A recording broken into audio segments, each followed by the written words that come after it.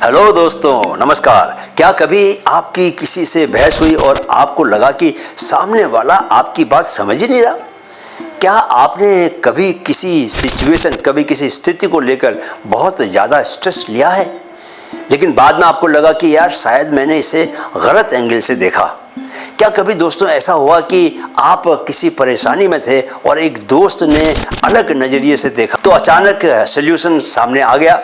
अगर हाँ, तो आज की जो NLP न्यूरो लिंग्विस्टिक प्रोग्राम की जो टेक्निक है परसेप्चुअल पोजीशंस आपकी ज़िंदगी को बदल सकता है।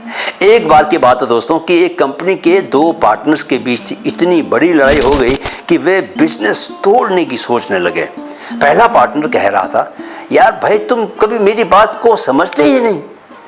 दूसरा कह रहा था उसे कि तुम सिर्फ खुद को ही सही मानते हो, हमेशा कभी मेरी बात भी सुन लिया करो। दोनों के नज़रिए से वे सही थे, लेकिन सच क्या था? एक NLP कोच ने उनसे कहा, अगर आप दोनों अपनी ही नज़र से देखना बंद करें और सामने वाले की नज़र से देखें तो आपको समझ आएगा कि सच्चाई वास्तव में है क्या। और जब उन्होंने ऐसा किया दोस्तों, तो उन्हें एहसास हुआ कि वे एक ही लक्ष्य, एक ही गोल के लिए काम कर रहे थे। बस दोनों का नज़रिया अलग अलग था, दोनों का कहने का तरीका अलग था। दोस्तों, यही शक्ति है परसेप्चुअल पोजीशंस की। यह हमें सिखाती है कि किसी भी समस्या को अलग अलग एंगल से देखकर सबसे सही हल निकाल सकते हैं।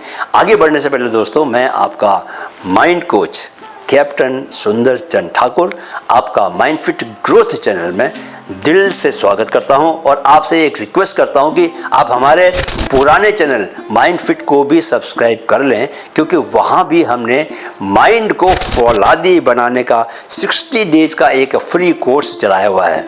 तो चलिए आज के टॉपिक पर आते हैं, जो कि बहुत ही कमाल का टॉपिक है। परसेप्चुअल पोजीशंस क्या हैं? NLP में परसेप्चुअल पोजीशन का मतलब है कि हम किसी भी परिस्थिति को 3 अलग अलग नज़रियों से देखें। पहला नज़रिया, फर्स्ट पोजीशन क्या है? सेल्फ व्यू है कि मैं क्या सोचता हूँ। दूसरा नज़रिया क्या है? सेकंड पोजीशन, दूसरे व्यक्ति का नज़रिया है कि सामने वाला व्यक्ति क्या सोच रहा है। तीसरा नज़रिया क्या है कि थर्ड पोजीशन, कि न्यूट्रल ऑब्जर्वर जो होगा वो उसका क्या नज़रिया होगा। अगर मैं बाहरी व्यक्ति होता तो मैं इसे कैसे देखता, अगर मैं पार्टी नहीं होता इसकी। तो यह तकनीक हमारी सोच को खोलती है और हमें बेहतर निर्णय लेने में मदद करती है। अब आप पूछेंगे दोस्तों कि क्यों ज़रूरी है परसेप्चुअल परसेप्शंस? पूछोगे ना कि भाई आखिर इससे फ़ायदा क्या है? तो सुनिए, पहला, रिलेशनशिप और पर्सनल लाइफ में मान लीजिए कि आपका किसी गरीबी से झगड़ा हो गया, आप सिर्फ अपनी ही नज़र से देखेंगे तो लगेगा कि सामने वाला गलत है। लेकिन अगर आप दोस्तों दूसरे व्यक्ति की नज़र से देखेंगे तो समझ पाएंगे कि वह भी अपनी जगह सही हो सकता है। दूसरा, बिजनेस और करियर के फील्ड में दोस्तों कोई डील फाइनल नहीं हो रही, क्लाइंट के नज़रिए से देखें तो आपको पता चलेगा कि वे क्या सोच रहे हैं, क्यों नहीं हाँ बोल रहे, आपकी डील को क्यों नहीं एक्सेप्ट कर रहे, और आप अपनी रणनीति में क्या बदलाव कर सकते हैं। तीसरा, खुद की लाइफ में बड़े डिसीजन लेने के लिए अगर आप दोस्तों कोई बड़ा फैसला ले रहे हैं और कंफ्यूज्ड हैं तो अपनी सिचुएशन को किसी बाहरी व्यक्ति की तरह देखने की कोशिश करें, है ना, पार्टी मत बने उसमें। सही जवाब आपको मिल जाएगा। अब अगला सवाल उठ सकता है कि भाई परसेप्चुअल पोजीशन का स्टेप बाय स्टेप इस्तेमाल कैसे करें। तो स्टेप नंबर 1 सुनिए, समस्या को तय करें। कोई ऐसी सिचुएशन चुनें जो आपके लिए चुनौतीपूर्ण हो।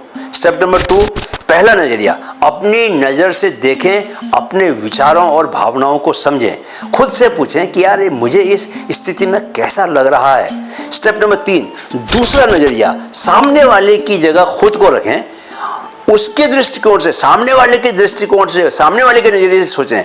खुद से पूछें, क्या पूछें, अगर मैं उसकी जगह होता तो मुझे कैसा महसूस होता, राइट। स्टेप नंबर 4, तीसरा नज़रिया, एक बाहरी व्यक्ति बनकर देखें। आप सोचें कि आप किसी और की लाइफ में यह समस्या देखते तो आप क्या सलाह देते। स्टेप नंबर 5, तीनों नज़रियों को मिलाकर बेस्ट सॉल्यूशन आप अपने लिए निकाल सकते हैं, राइट। दोस्तों, अब मैं खुद एक पर्सनल उदाहरण दूंगा, राइट, जिससे आपको यह टेक्निक और थोड़ा अच्छे से समझ में आएगी। थोड़ा भी आप ठीक से समझ नहीं पा रहे होंगे। तो एक बार मेरी एक बड़ी अल्ट्रा मैराथन की तैयारी चल रही थी, लेकिन साथ ही मेरे पास नौकरी का काम था, कोचिंग थी, यूट्यूब के वीडियोज़ बनाने थे और दूसरी जिम्मेदारियाँ थी। तो मुझे समझ नहीं आ रहा था कि भाई मैं अपनी ट्रेनिंग को प्राथमिकता दूँ या बैलेंस बना के चलूँ, क्या करूँ। I was confuse. तो यह मेरा पहला नज़रिया सेल्फ व्यू था, क्या मुझे अपनी ट्रेनिंग में और ज़्यादा वक्त देना चाहिए, क्योंकि यह मेरा जुनून है। यहाँ दूसरा नज़रिया क्या था, दूसरे की सोच। मेरे भाई का ये नज़रिया था कि मैं सिर्फ रनर ही नहीं बल्कि कोच भी हूँ, मोटिवेटर भी हूँ और घर का मेंबर भी हूँ, इसलिए मुझे बैलेंस बना के चलना चाहिए, नौकरी पर भी ध्यान देना चाहिए। तो तीसरा नज़रिया ऑब्जर्वर व्यू। अगर मैं किसी दोस्त को सलाह दे रहा होता तो मैं कहता कि यार एक स्ट्रक्चर्ड ट्रेनिंग प्लान बनाकर दोनों को मैनेज करना बेस्ट ऑप्शन होगा, नहीं। तो इसका नतीजा क्या हुआ कि मैंने अपनी अल्ट्रा मैराथन की ट्रेनिंग को थोड़ा बैलेंस किया और साथ ही अपनी नौकरी, यूट्यूब के काम, वीडियो बनाने को लेकर और कोचिंग को अपना जारी रखा बैलेंस बनाकर। यही शक्ति है परसेप्चुअल पोजीशंस की। यह हमें अलग अलग नज़रिए से देखने की ताकत देती है। तो आज आपने सीखा दोस्तों कि कैसे परसेप्चुअल पोजीशंस का हम इस्तेमाल करके किसी भी समस्या का सबसे सही सॉल्यूशन निकाल सकते हैं। अब आप खुद से पूछें कौन सी ऐसी समस्या है जिसमें यह तकनीक आपकी मदद कर सकती है, आपकी हेल्प कर सकती है। कमेंट में ज़रूर बताएं ये, ठीक है दोस्तों। कल डे 14 में हम सीखेंगे NLP टाइम लाइन थेरेपी। कैसे हम अपने पास्ट की नेगेटिव यादों और इमोशंस को मिटाकर अपने भविष्य को पॉजिटिव बना सकते हैं।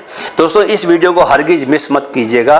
तो मिलते हैं कल 7:30 शाम को। जी हाँ, हमने 11:11 का समय बदल के अब शाम का समय कर दिया है आप लोगों की रिक्वेस्ट पर। ओके, आपने वीडियो देखने के लिए समय निकाला, इसके लिए बहुत बहुत आभार। कृपया जाने से पहले मेरे साथ दोहराएं, मन में है तो मुमकिन है, मन में है तो मुमकिन है।